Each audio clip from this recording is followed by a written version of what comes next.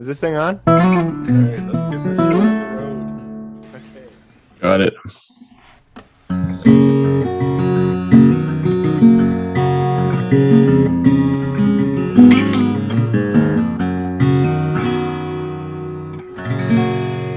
Coffee and Carving Show.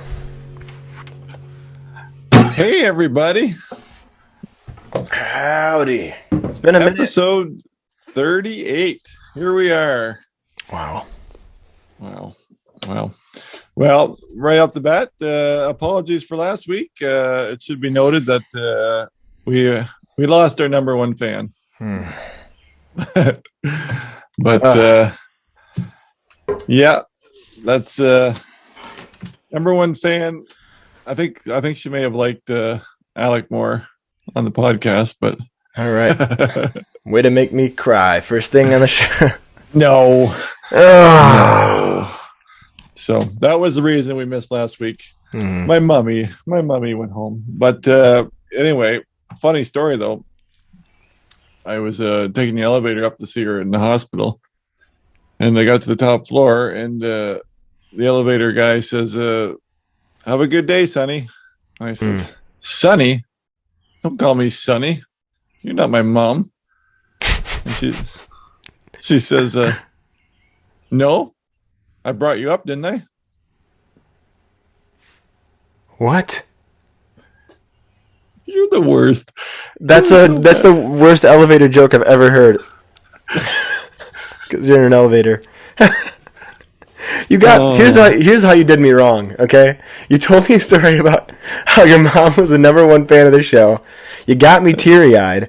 I'm thinking this is an angel from God coming to tell you that, you know, your mom's in this new person. And then I realized it's a joke and that it's because you're going downward on an elevator. That's what just happened. Upward rather. I raised you. Yeah. I went up. The operator said, "I brought you up, didn't I?" It's good, but it's I feel like I'm on an emotional roller coaster right now, man. Well, Let alone you. Sorry, good man. grief, man. Well, the doctor suggested I try yoga to release some of the stress and anxiety. I said, that sounds like a stretch.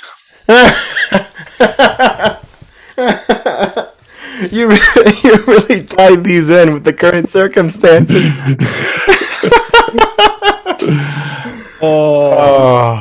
What's funny about that is my neighbor just messaged me asking if I have a yoga mat. And you know what that tells me, Doug? That I must be a millennial, because if I give off the vibe that I have a yoga mat, no one's asking you. No one's asking you if you have a yoga mat. No one will ever ask you. No, I can see them asking you. Yes. That hurts, and that hurts. That hurts right here. Oh. Anyway. Oh, he's got his nice hot cup of cold Canada Dry ginger ale, because I am so thirsty. I worked outside all day today. Did you really? Sweat buckets. Yeah. But that said, our coffee heroes, well, over the last 2 weeks, really, are John, Bart, Shawnee, and Lee. So thanks, guys. We appreciate it. Appreciate the coffee and the little push to keep going. That's what it is. So thanks, guys. Cheers. Wow. Now, what have you been up to? We have a story. Yeah. We could start out together with our story of what have we been up to. Let's do it. All right. I was minding my own business at work, and I received a phone call from one young Alec saying, "Hey, I'm here, so-and-so place." He says, "Don't you live around here?" I said, "What are you doing here?" He says, "I'm skipping across Canada to go to my carving course I'm teaching." And I said, "Well, as a matter of fact, you're very close." And Alec popped in to visit. That's right. Yeah, and we went into his. I didn't know what to expect. What's funny is the moment I thought of it, I saw that I was passing the name of your town, which escapes me. Which is good. Yeah, right. Not the name of your town, but rather the larger area, right? obviously, I wouldn't mention your address. But what I was really struck by is the beautiful place that you work and the way you maintained it very nicely. All the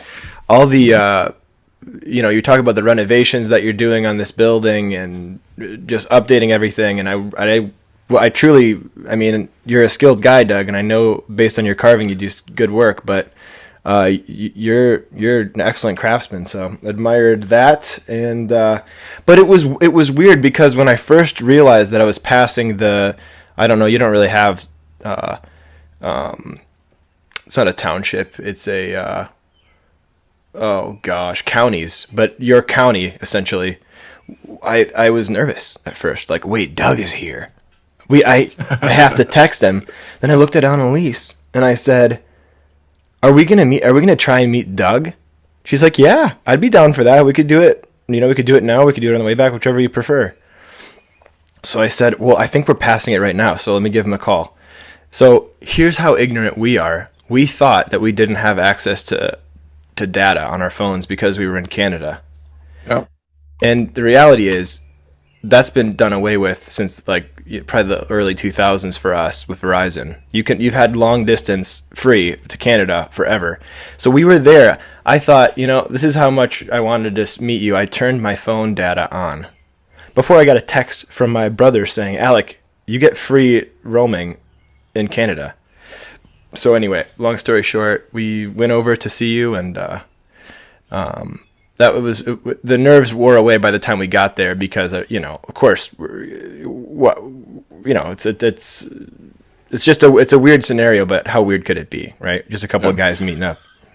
But it was strange, hey? Wasn't it? Yeah, it was strange. It was very strange. After talking for a year or so on the podcast, we have never met, folks. Yeah, and that was the first time. So yeah, I didn't know what to expect. It felt like a strange foreign experience, like I was meeting a stranger and a friend at the same time.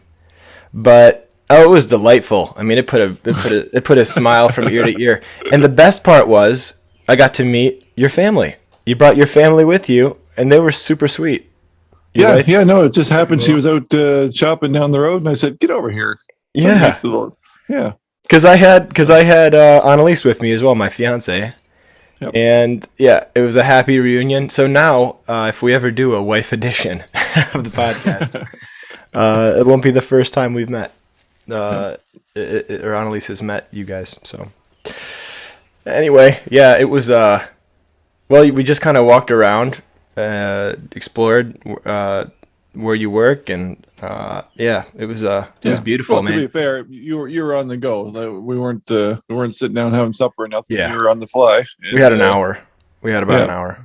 Yeah. So, but one thing I realized, we're far, but it's doable. So we'll have to do something in the future again. Yeah. No, for sure. I believe you owe me a carving lesson anyway. That's true. So. Yeah. We did a trade, didn't we? So I was headed to Buffalo from Michigan, and it turns out the fastest way to do that is driving through Canada. So we did that and took the Blue Water Bridge through Detroit, and the Ambassador Bridge. That's what it was. No.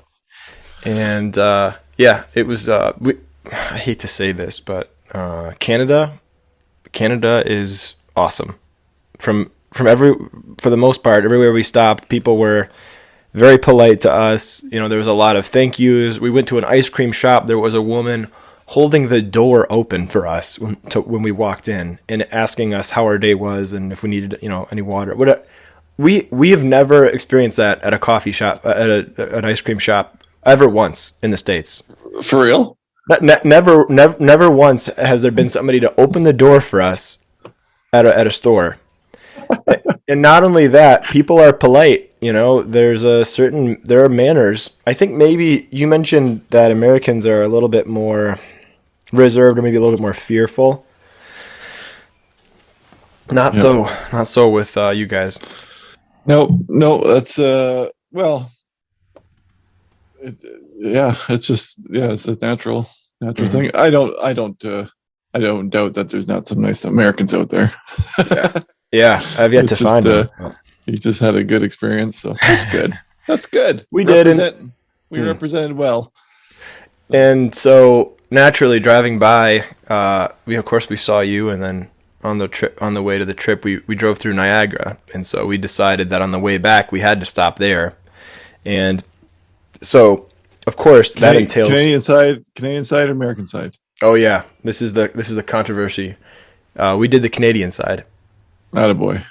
Well, if you drive through, you notice that the Canadian side is just 3 times as big. and just cleaner and nicer, and which seems to be the case in most of the towns we visited. Like just cleaner, nicer, lots of kids playing in neighborhoods, safe looking from the outside looking in. So you mentioned the border was a breeze on my end, but how was the Niagara side, the Buffalo side? There was a woman there who, when I pulled up, she looked at me, and I swear she looked at me. She looked right through me. She like saw into my being, into my core. And when she asked me questions, I've never seen someone's eyes so invasive. She said, "What are you doing here?" I was like, "Oh my gosh, do I have any contraband or like weapons?" I questioned it for a second. Yeah. Like, but there wasn't a big wait though. No, the worst wait was coming back into Detroit. Of course, we picked the bum line that took an hour for us to just 3 cars. Some guy was probably mouthing off to her or not sure where he was going, and so it caused her to question him. Yeah. So, because I figured going in you must have hit it just right, because it's just timing, right? If you hit the wrong time, that could be backed up for miles. So, but I'm so bad at borders. I'm the worst. I am so, I don't know, I guess you say anti-authority or whatever, and so I always appear guilty before. So many times, probably I'm probably batting 50% getting pulled over and having my vehicle searched. Really? Yeah. You, when you're in the airport, do they pull you aside ever and search you? No, airport's been okay. See, that's because you don't look like me with this hair. Yeah. I get every single time I've been to an airport, it seems like at least maybe 60% of the time, somebody comes up and says, "Excuse me, sir, we're just doing a random search." I look around. No, I'm the only Arabic-looking guy here. I'm not Arabic, but I'm the only Arabic-looking guy. So. Well, it's gotten easier though, even when they do pull you over, because it used to be. I remember one time I went by myself. It was like 4:00 in the morning, and they pulled me over, and they just rifled through my vehicle, pulled everything out in the parking lot, laid it all out in the parking lot, took hubs and things off the motor, and left everything in there and said, "Okay, you're good to go." I said, "What? Yeah, go ahead. Put your stuff back together." I said, "Well, you ripped it apart. You put it back together. Like, we're talking engine cowlings and stuff and all that." I'm like, this is ridiculous. But anyway, now the last few times that they've done that, they just say pull over, and they just drive. They wait till they have a whole line of cars, and then they just have some detector mobile that drives around your vehicle. You just have to get out and leave your keys there, stand beside, and they just drive up and down each side of your vehicle. So, but I'm told that when you drive into those, they can actually hear what you're saying, like in line. They have sonar, and if you say anything, if you say bomb or something, or do you have the bombs or something like that, apparently they'll pull you over. So I said, Annalise, we can't make any jokes about bombs or say anything mean about anything relating to Canada when we get into the border. Dear, I doubt that's true, but it's a good wives' tale anyway. Right? I hope it's not true. I do too. Maybe that's why I get pulled over. Here comes those stinking border guards. I do want to say before I want to ask you what you've been up to. Niagara wine. You mentioned a while back that kind of the place that everyone gets wine from as far as Canada goes is Niagara region. Oh yeah, and you couldn't understand that. I was telling you. Here's what I said, or at least what I remember I said was, that can't be good. No one talks about Niagara wine. I've never heard any sommelier or any wine person talk about Canadian wine before, right? I've never heard it personally. They always talk about, French and Italian and, Spanish countries. And anyway, we stopped at on our way back, we stopped to get dinner in Niagara on the lake and stopped at a vineyard and got dinner and a glass of wine. And that was probably, if not the best, one of the top 3 glasses of wine I've ever had. So I tested that theory again. We stopped for dinner. We stayed there for a few more hours. Not for dinner. We stopped. Yeah, like an early dinner. So it was an early lunch and then an early dinner. And I got another small glass of wine. Second, third best glass of wine I've ever had. I mean, it was all local stuff. I made sure to order. It was just very tasty. So I was wrong, and I admit it. What a boy. Yeah, no, they're known for their wine region there. It's and there's some beautiful countryside there too. When you get out and it's gorgeous over there. Yeah, you get out in the country, but yeah. No, it was just pretty. The hills and the water and just Niagara itself is just so well kept and just a beautiful place to walk through. So I'm glad we cut out some time on the way back to see it. Mm-hmm. But one thing about Canada I noticed that I wanted to say too is it was we were driving past Costco and it was late. We had already wasted a lot of the day, doing tourist things, and so I said I'd be curious what their Costco looks like. I need to go there. She's like, we can go there if you're curious. We can go. She's sweet. So pull off the freeway. We go into Costco. She's got work the next day, so she's like, oh boy, this is great. Okay. Everything is different. Almost to an extent that made me feel like I wasn't even in Costco. I mean, everything. There were, professional mixers and stands, and there were giant packages of unboxed hot sauces and crazy deals on drinks and all this stuff I've just never seen. And when you factor the prices into it, it's the cheapest possible way to get food. It's so much cheaper than anything we have in America, than our Costco, let alone anything else. And when we walked out of there, I had my cart full of groceries, right, from Canada. Yeah. I see on the sign, it says Costco commercial. It's their commercial Costco. We don't have those, but you guys have somewhere in Ontario a commercial Costco where restaurants shop. And I think that's just our Costco, I think. I don't know, because we stopped at another Costco. You're going to laugh at me. We stopped at another Costco, and that one was a little bit more normal. You had a lot, seriously, the deals you could get at both of those Costcos blew my mind. A bag of apple chips this big, the size of my face, for like $3 American. Right? And that would have been like $20 in the States. So anyway, I digress, but you guys have the Costco there rules. So now all your groceries have French on them? Yeah, right. It's true. It's fun. Yeah. That's kind of neat, honestly. But well, there you go. Alex's vacation to Costco's. That's the show will be called Touring the Costco's worldwide. So what about you, man? We could talk forever. We have 2 weeks to cover, but we can come back to me. What's going on in your world? Well, last week was pretty much a write-off. Lots of stuff to do with mother and father too. He's left there, and so lots of organizing and planning and funerals and all that goes with it. But I still had to get my work done and carry on. But just before that, though, I had made a video, and I put that up on YouTube where I did the giant gnome face. Oh, that's awesome. That's solid. Kind of a fun one. Do you leave him wood? This one I did. I like that. I just painted the eyes, and I really like that. Yeah, I might do that more often. That's so cool. I do like the eyes painted, but then with the rest just oiled. Yeah. So that was fun. A fun video, but maybe they'll find it this winter because no one's watching carving videos in the summer.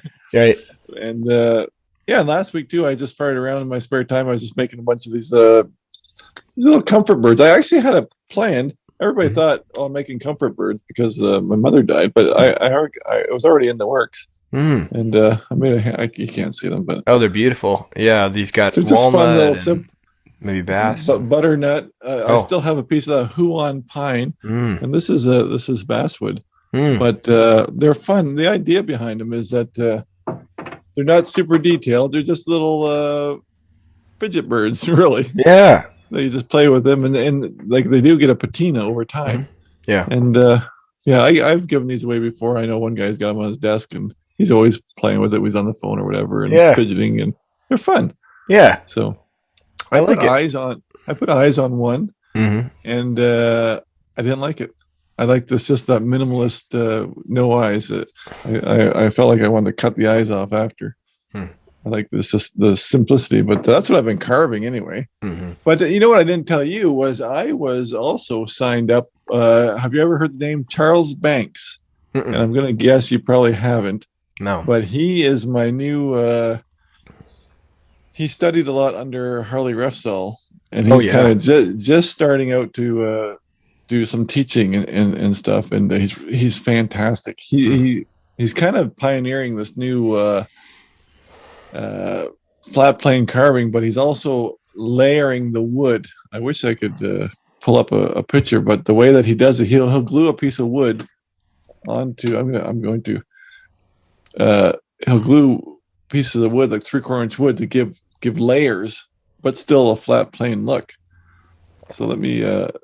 This is not my pick of the week, but anyway, the point of my whole story is that I signed up for his class in Iowa. Did you? No way. I did. Nice. But then, and then the next day I had to cancel. Oh, right. Yeah. But I was all excited for a whole day. But let me show you guys. So he did. I'm sorry, audio, but I'm going to show a picture. But because I just like the way that he does his guys. Like he does them in he layers them. So there's 3/4 inch layers. So his arms aren't really carved. The arms are added. I'll give you another example here. But I was really excited because, like I said, he's a real. He's not an up and comer. He's very experienced, but he had no social media presence or anything. Oh wow! And he said it was always kind of a little secret, but yeah, you can see. Oh, there you go. Now I can see it. You see how there's layers to it? Yeah, so he laminates. Yeah, it's really cool. And it gives really good shadows and stuff. But I was excited to take the class, but then, alas, I had to cancel. But where was it in Iowa? Where was it in Iowa? Decorah, at the Vesterheim Museum, or was school or whatever it is. Yep. I think I have at least. I think so. So if you're listening to this right now, hello, class in Iowa, because it's probably going on right now. So, but I could not go. It would have ended up. It's a good. I think it was probably a 13-hour drive. So a day driving on each end, and then the class. I couldn't leave. I didn't want to leave my dad right now for 5 days. No. So yeah. What else do I got here? I wrote down dream. What was the dream? Oh, this is hilarious. I told my wife this morning, but she could care less. So you'll appreciate this. I have to tell someone who can relate. Oh no, what is it? Do you remember your dreams? Sometimes, right? Yeah. I woke up this morning and I had the greatest adventure in a dream, and I was along a riverbank. I'm guessing I was in Winnipeg. I'm thinking that because I know that what's our buddy Lucas. Was Lucas in your dream? I don't know if I saw Lucas or not, but I believe I was on the Winnipeg River, and I was just walking there, and I was picking up pieces of cottonwood bark that were as big as my leg. What? And they were just everywhere. And then, this is an awesome dream, right? And when I found them, I said, "Holy smokes!" And then I started stacking them up, and I made piles. And I can remember just keep walking down the river, and I sent my wife with the truck, and said and told her where the piles were to go collect the piles while I kept finding more. And I was just walking along picking up massive chunks of cottonwood bark. I have never had a crazier. I've never had a carving related dream. Wow. But it was I must have had went to bed with cottonwood bark on the brain. Yeah. But it was amazing. I wish it was real. Oh, Big pieces. Big pieces. My first Maybe thought, I did. Maybe I did because my artist of the week may have planted something in my head. So I'll save that for later. But maybe I did have cottonwood bark on the brain when I went to bed. But I was going to say you have a new level of commitment to carving if it's invading your dreams. I don't know how many dreams I've had about carving. I feel like I should. I don't think I've ever had a dream about carving. Or about cottonwood bark. Nope, not cottonwood bark either. So there you go. I don't know why I wrote that down, but it's a good story. Yeah, it is. But otherwise, it's hilarious, man, because there's not a better feeling. I don't know. Maybe there is probably a better feeling, but there are not a lot of better feelings for a wood carver who knows about bark. To find a bark like that. Yeah. Well, this is setting him up for great disappointment. Yes, if I ever go bark hunting. The size of your leg, you get that. I did get to buy a piece like that, but yeah, it's hard to find. Spread all over. Yep. Mm-hmm. So tell me all about your little adventure and your teaching and everything that you were up to in the last 2 weeks. Yeah. Well, so like I said, we were in Buffalo, and it was this little town. And man, we were worried because we got spoiled driving through Canada. It's pretty, everything's nice and clean. We got into the States again, into New York. And no offense, all of you who are from New York, but I don't know, it was nice. But the part that we were in, these little towns we kept driving by as we got closer. And mind you, we didn't have any photos of the town of Alden. There aren't any pictures on the internet. So all we see is a road with a little building next to it. So we're driving by all these little towns, and we're thinking, oh my gosh, I'm thinking this at least. I think this is the first event that my fiance has come with me to, and a second event. The first one really set our expectations high because it was on the beautiful campus of Doane. And now we're going to stay in one of these little towns. Looks like, home of serial murderers. Really. I mean, I'm serious. It's like little old dilapidated buildings on the freeway. And that's the town. And it says, oh, welcome to the town of Horseburger or something. And it's like, Horseburger. What the heck? I don't want to stay here. Oh, it looks like we're only 4 miles away. Annalise, great, from Alden. So we pull into Alden. It's starting to look bad. It's more of these, like, the kind of old rundown homes on the side of the freeway. It's starting to get more populated, but there's nothing cute about it. So I'm just resigning to the fact we'll be in a hole. And it's a risk you take, I guess. Sure enough, it turns into an adorable town. I mean, we get into the town, and there's a big triangle. It's almost like a town. Instead of a square, it's like a town triangle. And it's got like a beautiful gazebo. It's got like a creative arts theater, and there's a bunch of kids with all the doors open performing a live play. And there's restaurants and cutesy shops. And we're just like, oh my gosh. I had a smile literally from ear to ear. Like, Good. We've got her hoodwinked for at least another event that it's going to be a life of, staying at nice places. And our hosts, Dot and Ken Cole, if you ever get the opportunity to take a class with them, they are sincerely some of the most generous and fun and funny people. And they hosted the event. It was a small class. We did it outside, and one of the students filmed. Actually, his father invented flex cut knives. And he brought a few of the prototypes because his father has since passed and was a friend of the carving community, a friend of Ken, and a friend of many. And he ended up selling the patent to a company, which ended up turning it into flex cut. But the tools didn't look a lot like flex cut tools. Didn't have quite the flex, but they looked nice. They looked really nice.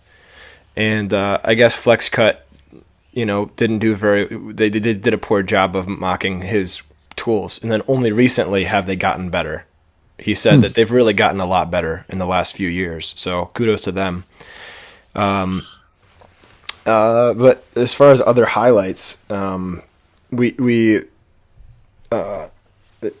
just had a great class. I mean, the students were nice. Like I said, I had one of the guys, the FlexCut dude, son of the FlexCut founder, film the class so I can make it available to people on the site, and kind of an idea that I stole from a friend.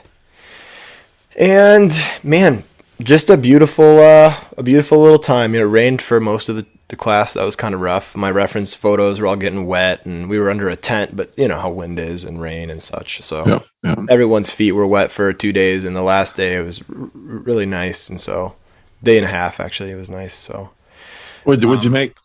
We did. Teach? Yeah. So I taught, here's the trick. Everyone chose something different, or at least most of the people had different carving ideas. They had brought their own references. And one person wanted to carve a green man. One person wanted to carve this picture of a guy that they know. One person wanted to carve a person in history, you know. And so only 2 of the people, I think, wanted to carve what I had in mind, which was Sitting Bull. Because I'd just come off of doing a big portrait. I felt confident that we could get some people kind of close to that. And yeah, I wish I had uncovered all the carvings that I made this past week for for an event, but. Yeah, and even from that class, which is what reminded me of that. But it worked out well. Everyone got pretty far along. Most people finished their carvings. From my memory, I think maybe a couple didn't. A few didn't, maybe 3. Which is okay. I mean, the objective is to learn stuff, right? I guess, hopefully, and so not necessarily to finish a carving. But we had, we had fun. It was good. I'm spoiled these last 2 or 3 classes I've taught. You know, it's good and it's bad. They're smaller, and that is awesome. Small classes are just so much more relaxed. There's so much more time. No one's upset at you for spending more time with someone else than you did with them. And it's, you know what I've learned too, though, is just to chill out. I get in front of these classes sometimes, and my first thought is, how do I give these people the value that they deserve? Mm-hmm. And what that does is it ends up subtracting from the class, for me, at least personally. I end up getting spazzy. I end up running around. I'm like that anyway, but I'm nervous. I'm twitchy. When I just relax and try to enjoy the event, and when there's less people, it's just so much easier to do that and just be a better teacher. So let me dig in a little bit more on that. Curiosity is getting me tools. Mm-hmm. They bring their own tools? You know, some people, they do, and some instructors, which I'm really jealous, make the students bring their own wood, too. How about, and their fixture, everything. I would love to start doing that. Because I wonder if there's like a 5-tool mandatory. It's turned into 6. Tool list. 6? Yeah, it's a, I don't need to say it now, but I could, I mean, yeah, I could, but it's... No, but you have a set. Yeah. Of 6 that would be ideal. Yep. So people show up with tools. Yep, 6 or 7 tools, and then some clamps, but it's it really is it's something that challenges me every time I do it. I feel a little bit like, oh boy, I'm doing this. This is intense, but it always ends up working out, and people for the most part are just so generous and kind. And one of the guys named Joel was gifted by his brother. I think the coolest guy ever. He's a giant. I think his nickname was Giant Guy. No, I don't know. It was something. He drove in with a brand new Ford Raptor that his brother hit the jackpot and gifted it to him. Wow. He invested in chips. Can you imagine? Literally 2021 or 2020, brand new blue Ford Raptor. Beautiful truck, $80,000 truck. So jealous. And anyway, he brought some some mustards and sauces from New York at the last day of class because we had gone out to eat. And they have this mustard in New York that's Laney's or something, or Cheney's. I don't know what it is. It's something something that's got a little spice to it, and it's good. So their thing is beef on whack or weck. That's a big New York Buffalo thing. It's basically like a roast beef sandwich, but there's I think it's a Jewish type bun, or maybe it's a German. I can't remember, German or Jewish bun. What a thing to confuse. But it has too much salt on it, and then it's dunked in some French au jus, and then they put the roast beef in between with the horseradish, and it was pretty good. It was pretty good, but just to mess with everyone, I kept mispronouncing it. I would say, "Man, thanks guys for taking me to get that beef untaxed." It's really nice that out here they don't tax you on that beef, because out where we are, man, they get you on those sandwiches, and so they didn't get it. They really thought I was super confused the whole time. You have Arby's, eh? Oh yeah, I love Arby's. I do too. You don't have it? Oh no, I do. Yeah. Oh, okay. Yeah, I was just thinking about Arby's when you said the beef in the bun and the horseradish, because I always put the horsey sauce all over it. Like, yeah, so good. It's so good. It's good. I don't like horseradish, but it's good on the roast beef sandwich. So yeah. Well, the horsey sauce is not really the real horseradish. It's more of a horseradish mayo. It still has the flavor, but it doesn't have the grit of the ground up radish. But yeah. I mean, I've never had that, but I like Arby's. I always, growing up, Arby's was one of my faves. So, But anyway, so coming back from this trip, I had an art show like a few days after that, this past weekend, and it was this thing I told you I wasn't going to talk about, which I can talk about now. It was a demonstration piece that was also a interactive thing where little kids could carve on the piece that paint on the piece that I had carved. And what I decided, well, let me back up. Woman calls me. She says, "Hey, I'm from Farmington Hills. It's a big city in our area. I'm from Farmington Hills, and we want to create an interactive exhibit. Will you be a part of it?" And I said, we kind of worked out the details, went back and forth. And I said I would do it. I charge a demonstration fee. And so she said, "That's cool." And I described her. She's like, "Well, what are you thinking? We can do anything." And, at one time that would have made me nervous, but this kind of made me excited. So I just said, "Well, I'll tell you what I'm working on right now, and you can green or red light it." I'm working on a woman. And I said, "This is probably the first time I've ever done this. And maybe you're going to think I'm hoity-toity, but I've created a piece in my head with meaning behind it.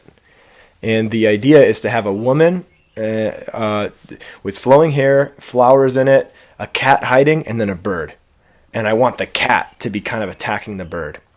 And I thought of this piece with the help of some friends, because I heard a podcast and they talked about freedom, and do we really have freedom, or is it a chemical reaction in our brain that happens first and then we think we're making a decision? We're just deterministic beings, I think that's the philosophical word for it. Or anyway, long story short, I designed this piece on crappy drawing, and I asked everyone on the show who's been listening what you guys thought. You picked the one that I chose, and she said, "Yeah, let's do that. That'd be great." I'm like, "Really? For the kids, Okay.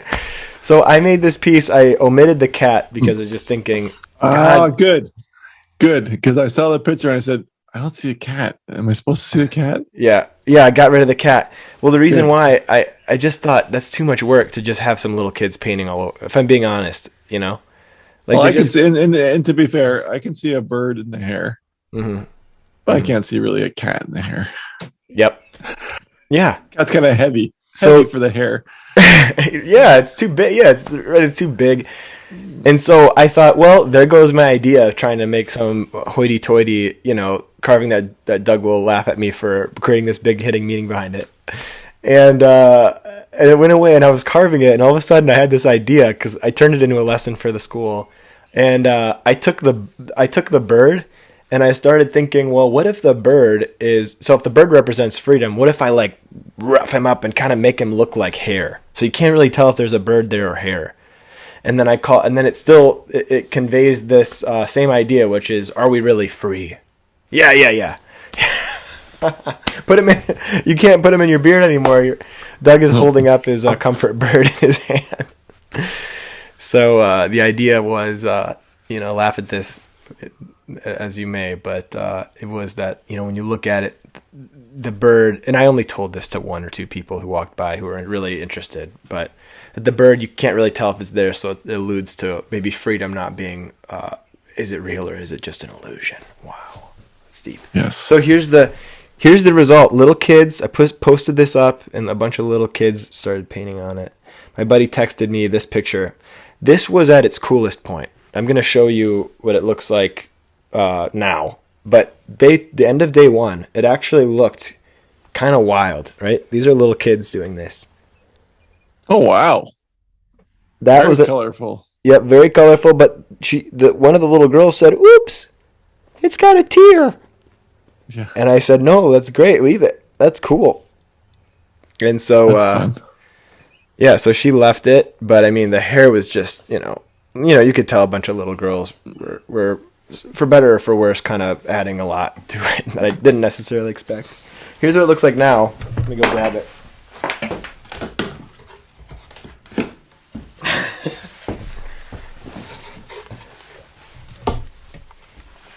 Very more muted. Yeah. Oh wow, her face has color too. She has a new nationality now. I'm not sure what it is, but it's purple. So That's very that's actually really fun. yeah, it is kind of like fun. it. So you can see the birds kind of there in the mix of things kind of woven in the hair, and that's it. So The I hair, got- you could have made that could have been a mermaidy feel too. yeah, true. Yeah, it does really have that vibe to With it. the hair, the way that the hair flicks at the back is like a Yeah. wave almost, eh? Yeah. That's fun. Is it? That's good. So another thing, I hired a little kid. I'm sorry. I hired a young man, a 15-year-old, almost 16-year-old young man, to help me. Little Samuel or young Samuel. He's gonna hate me calling him that. He's old. To film for the school, and he helped me make this video for this carving and saw it finished and was so like, dude, he was depressed for the whole day. He saw the way it was painted and he says, dude, you can't even see the detail, man. You can't even see the detail. Like, oh, why'd you let him do that? I saw that you had introduced Sam on Instagram, and I refrained because I was typing out going, "Oh, finally someone smart in the shop or something." Yeah. You should have. He would have loved that. He would have eaten that up and agreed because that kid is smart. He has a lot of good ideas in here. So just sitting around, we're looking at stuff, and he's like, "Man, that chin needs to come down." And I was like, "Holy cow, this kid's right. He's onto something." So Yeah, but that's fun. Yeah, and so other than that, what else is there to talk about? I don't know. That's my first time. No, I want to hear what you did in Niagara Falls. Did you do the touristy stuff, or you just went through driving through? Yeah, I did. We did the touristy stuff. We drove through, but we also we left early enough to go on the Misty Maid or whatever. Maid of the Mist. Yeah. Maid of the Mist. Thank you. Yeah. And we did that. We were on the Canadian side. They gave us the red tunics, and I thought of you. I took a picture of us in red tunics next to a ship with a bunch of blue people. So these were the blue people. These were the Americans on the American side. The lame side. Yeah. They're on that ship somewhere. Blue little blobs. And this is Annalise. Did your when they got right up to the falls, did your heart flutter at all, thinking you'd get sucked in? Yeah, if I'm being honest, it was she wanted to do. I could tell she wanted to do the zip line, but we went on that boat, and once we got close to that thing, that was probably equally or more intense as it is pretty intense when you get right up close to the falls there. And I'm not sure if they turn the motor off or they just rev it up when you're trying to get out of there. Yeah. But either way, my heart's always a little bit flutters. Yeah. A little nervous. And the same when you walk underneath of it. There's tunnels underneath of it. Oh yeah, I heard about that. You can stand. You've done that in there. Yeah, and I want to do that. Oh really? It creeps you out? It creeps me out because you're way down. You go down all these dark hallways and tunnels and stuff, and then you come out at the back of the falls. Yeah, and it just feels like. Ugh. I'm glad we didn't do that. I wouldn't be a good miner. I'd be a terrible miner. Oh yeah, you're out there carving faces in little coal pieces. Yeah. You're supposed to move 4 meters today. This thing's gonna fall down on me. I've carved a bunch of little friends that are scared too. We're all scared. We're scared to down here, man. So yeah, it was crazy. The wind from the water falling down, it's just insane. I mean, yeah, she was in for a wild ride there. That was she was screaming. Yeah, it was beautiful though. The fact that that's so close to us and even closer to you, that's neat. Yeah, it's they've really built up the whole area too. It's very touristy all around. Like they got all the Ripley's museums and all the $8 Whoppers, and yeah, it's the only place I've ever been to that they jack up the fast food prices because it is Niagara Falls. I don't think I've been anywhere else that otherwise it's pretty uniform right across the country. Mm-hmm. And like Niagara Falls on the main strip is like, hey, we can't pay the rent here, so jack her up. So. Yeah. Annalise, when we were there in Alden, back in Buffalo, before this whole excursion, met a friend. We went to this gift shop on lunch during my class, and she saw this, really nice little shop. We walked in, and cutesy shop with this girl in the back, and she made friends with this girl, and we walked back. She said, "You know what? I'm going to go study over there." She said I can go study at her store. I said, "Oh, cool," because she's doing homework while I'm teaching. And so I call her up when the classes ended, and I say, "Hey, it's 5:00. We're gonna go to lunch or dinner, rather. You ready?" And she's like, "Oh, we just got to this store." I was like, "Store?" She's like, "Yeah, we just got to this store." And I said, "Annalise, you let this girl drive you somewhere?" She's like, "Yeah," but she's like, she knows all the people from my college, and she's a young girl. She's really cool. She's a Christian woman, really nice person. Trying to make me feel better. I'm like, you can't just get in a car. So I'm curious your take, Doug. I was like, you can't just get in a car with a woman you met 4 hours ago, even if you hit it off, in a foreign town. I called my brother panicking, and he was like, "Yeah, dude, just hang out with her. It's probably fine." Yeah. But I wouldn't worry about it. Yeah. See, you're Canadian though. I'm American. I was so paranoid. I was like, "Oh no, my fiance." We have each other's like GPS coordinates. So I checked when she got off the phone. I checked to see where she was, how far she was, and my thing was wigging out, and it showed that she was just in some random parking lot. I'm like, "Oh, that's it. She's abducted. She's a slave trade girl now." Well, she's cute. She's stealable. Yep. So that's it for her. So no, it was just one of the many little journeys that we went through. So, but she was fine, and she was she ended up being a really sweet girl. She took us to a rodeo that her family put on, the people that she knows put on, and which was a thing in and of itself, because they couldn't really. The whole thing was comprised of them trying to get this bull back into its cage so they could keep doing these other things. We were there for an hour, and probably 45 minutes of that was this bull, trying to get free constantly. They had the cowboy on the horse with the lasso over top his horns, and then of course the bull runs so fast it pulls the lasso right out of the cowboy's hands, and then all these guys are chasing the end of the lasso on foot. It's just hilarious. I mean, they tried endlessly to get this stupid bull back in its cage, and just couldn't. They just ran around yelling at it, and the whole show was just almost ruined. Finally, they got to. Have you heard of barrel runs? I think it's called barrel running. Yeah, for sure. I hadn't. Almost every kid knocked the barrels over. It was it was a shame. It was still cute to watch, and so it's like, oh man, it looks like Karen knocked the first one down, and the second one's down too. Well, the whole idea of teaching does not appeal to me as a teacher, but I like the idea that you can go somewhere, meet all these new people, and check out a new. It's a paid vacation, a little bit of work, which is you still enjoy the work too. So it's nice that you get to travel and feed yourself. It's nice to hear someone say that, because when you do it a bunch, you still get nervous, and I have pre-class anxiety about all my classes, and so I almost, secret truth about me, I always feel like, oh my gosh, I don't think I can do this. I don't know if I'm gonna be able to do this. I have to do it. I gotta go. And then I get there, and I do all the prep, and I get there, and I always end up enjoying myself. Always works out. Yeah, works out. I bet. So. Wow, I talked a lot. Yeah. Go ahead. Someone said, Doug, I'm so glad you didn't let that other guy do the show without you last week. I saw that. And I was going to delete it. And I said, no, I want him to see it. It really that one made me laugh though. That was pretty good. It wasn't even. I wanted to comment and say thank God, right? You know, it wasn't even that. It was. I'm glad you didn't let Alec do it alone. It was like, I'm glad you didn't let that other guy. That other guy. That was my favorite part. Oh, what a jerk! What a jerk! So, anyway, we've got a mailbag, don't we?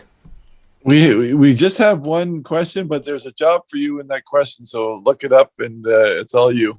Okay, let's do it. It's from Germany, I believe. Okay, I'm there. All right. Greetings, Doug and Alec. My name is Julius. I'm from Germany. Doug, you lit the flame of carving again in my heart. Alec, the German accent is yours to try. She wrote, say German. Okay, the joke. Oh, gosh. Now I'm nervous because this woman's German. At the Olympic training camp, a sprinter asked his seat neighbor, "Are you a pole vaulter?" The man replied, pretty annoyed, "I'm a German, and don't call me Walter. My name is Klaus."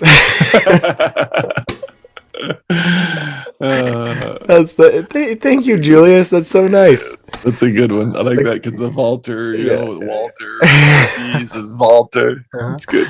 Nice of you to send a joke. The question: first aid kits are like carving sets you pay for. First aid kits are like carving sets you pay for stuff you're probably never going to use. Mm-hmm. I love the phrasing there. What have you in your first aid kit, or do you go with the prepackaged kits? I cut myself pretty bad once, and I was digging through useless stuff while bleeding. Kind regards. Mm-hmm.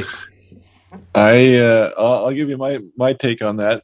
Because I too have changed it too. I used to always carry a first aid kit, especially when we're camping and stuff. And some of that stuff is still a good idea. Yeah. And that said, then I always have some whatever, like Benadryl and ibuprofen and stuff. But for carving's sake, I'm down to like heavy duty elastoplast, the cloth Band-Aids. Oh yeah. And I always have super glue now. I've learned that when I cut myself bad, I'll never continue without super glue. Yep. I need that super glue to get it back together. And I've cut myself. I remember, I think I may have told the story before, but I drove like an hour to the beach to do a little old salty fisherman carving on the beach. Mm-hmm. And I was just unrolling my tool roll, and one chisel, flat ground, was sticking out a little bit farther when I unrolled it, and I sliced my finger so bad, and I thought, I have to go home. I drove an hour, and I have to go home because my finger's bleeding like a stuck pig. And then I got back to the truck. I think I may have the story wrong, but anyway, I did dig out some super glue and save the day. Otherwise, I'd be going home because a Band-Aid doesn't really stop the bleeding. Yeah. So.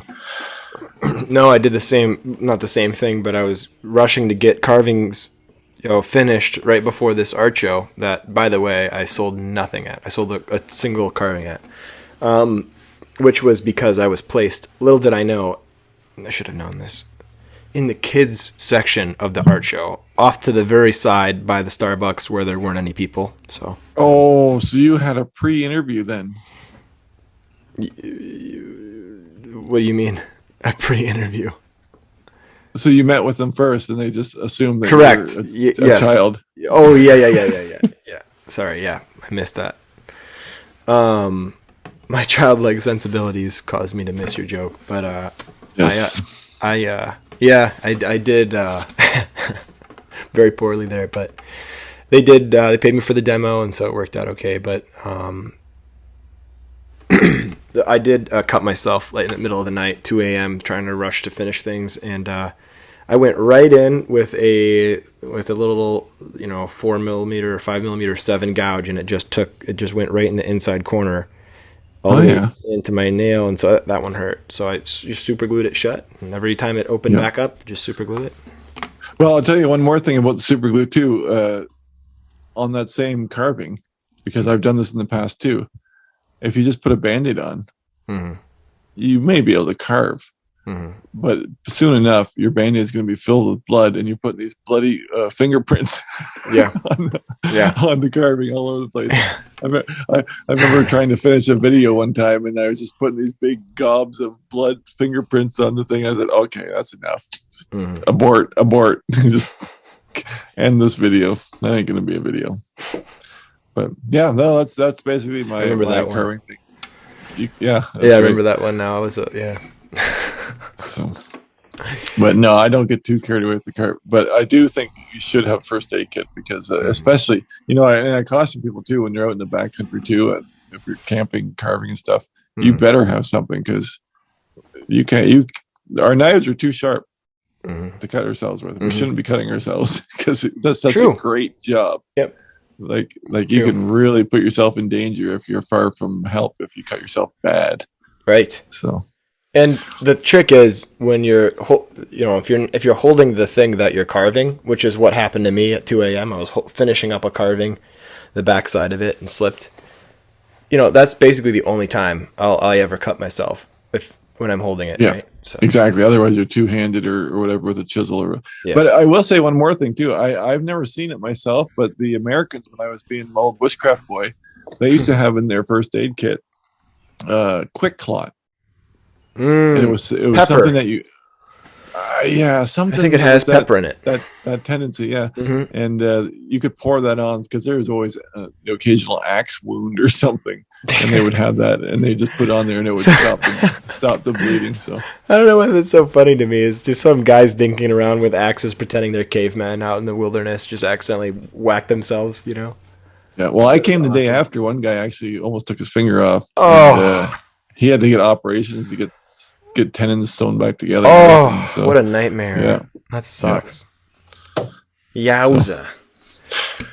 Well, you want to do the exit of the mailbag since you didn't do the entrance? Yeah, I've just realized when we were doing that, I didn't do it.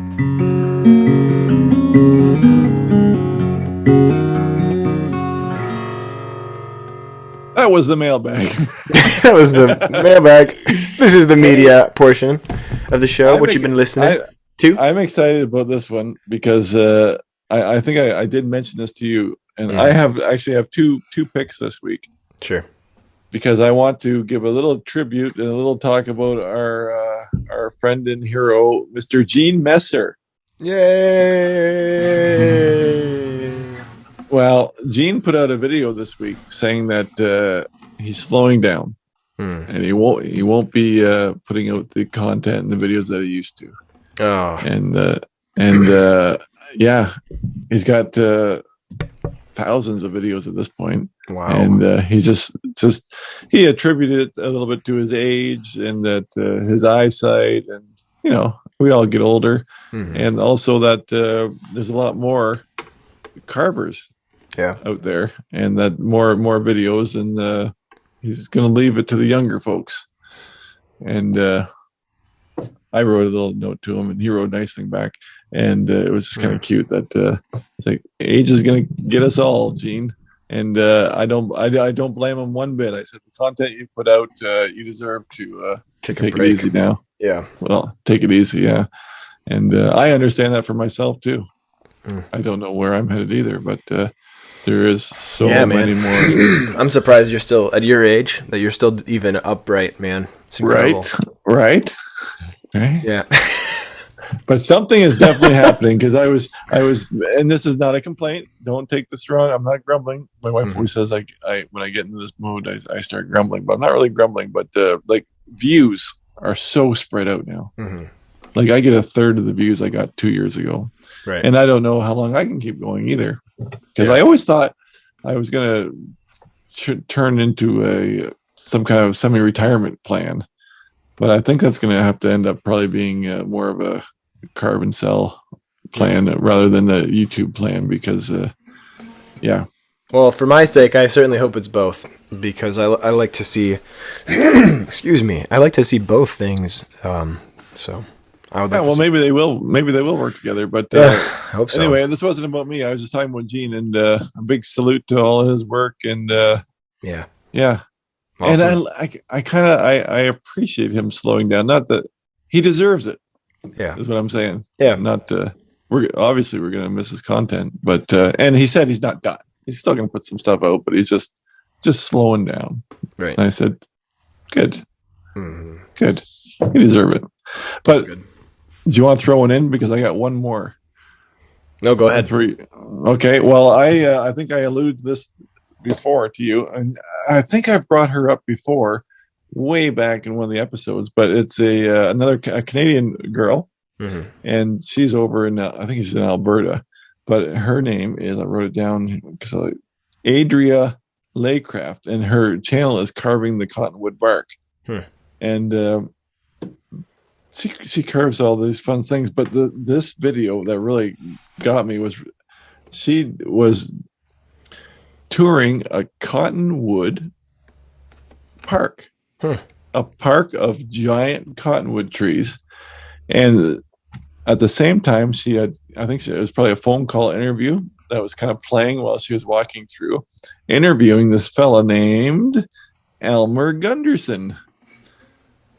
And Elmer is a bark carver, but he carved. So somehow they talk about the story about how he got in, but he was either hired or volunteered to go into this park. And he actually carved a whole whack of faces along the trail in the bark on the tree. So it's pretty cool. That is cool. Walking through and there's faces on the living trees, just in the little pieces of bark. So, and Elmer is a good carver. They're nice faces, and that's pretty neat. That was really cool. Yeah, that's really the thing I appreciated the most was he said that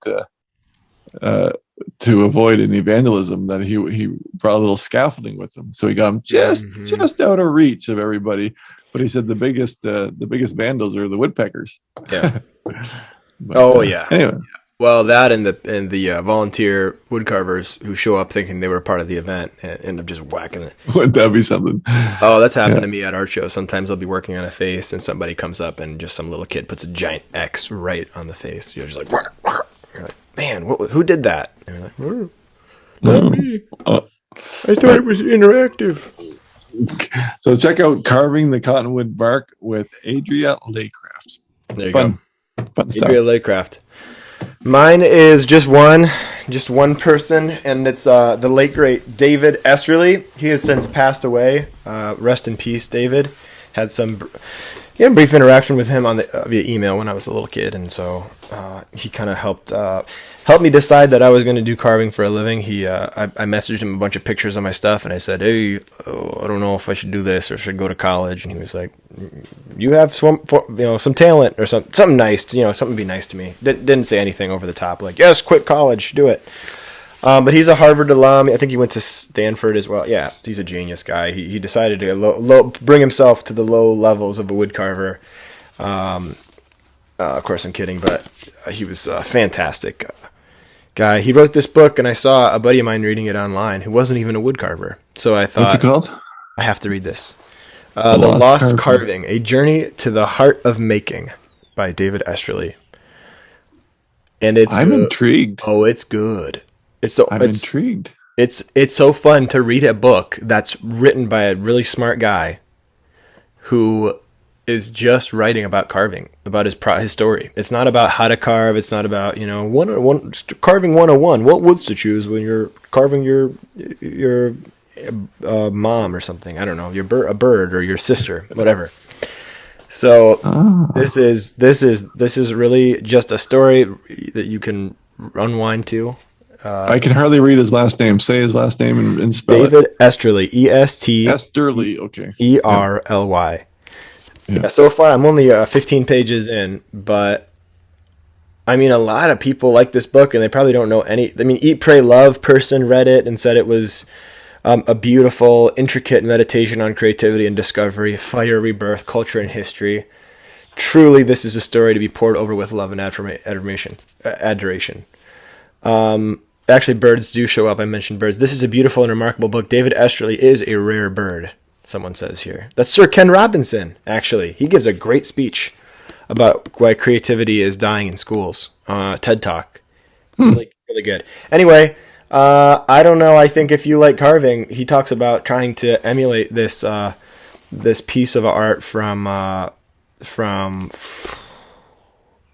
Grinling Gibbons. This really beautiful piece that that was burned up in a fire, a few pieces, and he was hired and he spent a year working for this place to try and replicate or try to make his own version of something to replace one of the greatest carvers in history, and known as just one of the absolute greatest carvers in history.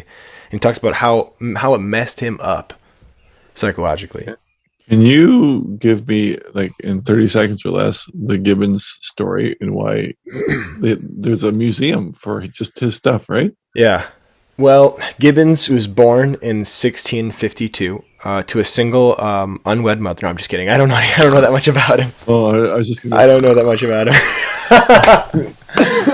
I don't know, man. All right, but I know everyone looks up to that name big time. Maybe I'll know more when I'm done with this, but all I know is he was just an awesome relief carver, and he worked in England and I guess all over the world. And yeah, I wish I knew more. I should, as a carving instructor. You know, Doug, this brings me to a point, and I know we're supposed to be closing now, but brings me to a point. I talked with a buddy of mine recently, and he said, you know what? I don't say that I teach anymore. I say that I'm like a consultant. And I thought, oh, I like that. Because real guys like David Esterly, like the real teachers, you know, the real thorough people that know all the history of everything and can go into why we're doing this and why this and that. Like a Vic Hood type. I'm not that guy. I'm not the. I can help you. You can consult with me in the class, and I'll tell you what I think you should do. But I'm not the guy to go, you know, go into the history of this and the, you know. I like that better. More lighthearted. Lower your expectations. There you go. That's all I've got. That's all I got. So I believe that's all they get.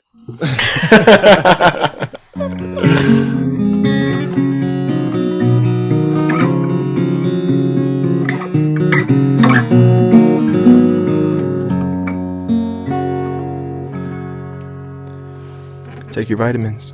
There you go. See you next week, guys.